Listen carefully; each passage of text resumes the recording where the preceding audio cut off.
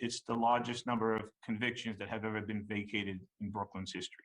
90 drug convictions dismissed, wiped from the records of dozens of New Yorkers after the undercover officer who helped take them down. He's accused of framing innocent people in the course of his work. Brooklyn DA Eric Gonzalez asked the courts to vacate and dismiss 90 drug convictions from 2004 to 2011. That's when Joseph Franco worked in the borough as an undercover detective. Involved in the narcotic enforcement team units, which was known as SNU.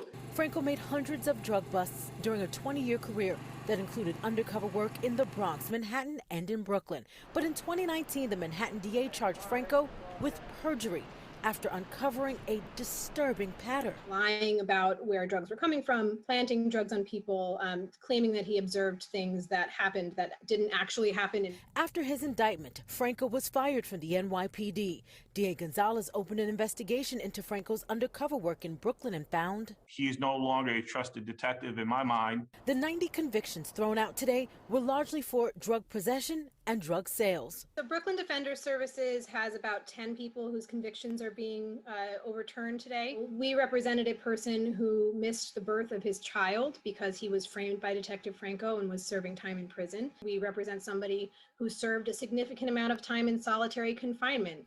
Attorney Carrie London is now working with several men who pleaded guilty after they were arrested by Detective Franco. These were Black and Hispanic men in the early 2000s, their word against a New York City police officer. And they were told that their word was not going to hold weight. In a statement to Pix 11, Franco's attorney called the DA's decision to dismiss 90 convictions premature, saying his client, a 20-year decorated former detective with the NYPD, maintains his innocence and will mount an aggressive defense. So this is a very good example of how many cases a single detective and an undercover officer will touch. And I think that there's a lot more Detective Francos out there. After former Detective Franco worked in Brooklyn, he was then assigned to work in the Bronx. Prosecutors there are now looking over some of his past investigations. And Tamsin Okoye, I want to make this all clear. This all came to light after Detective Franco testified on the witness stand to seeing certain drug buys that surveillance video later showed never happened. Reporting live from downtown Brooklyn this evening, Ayana Harry, Pix 11 News.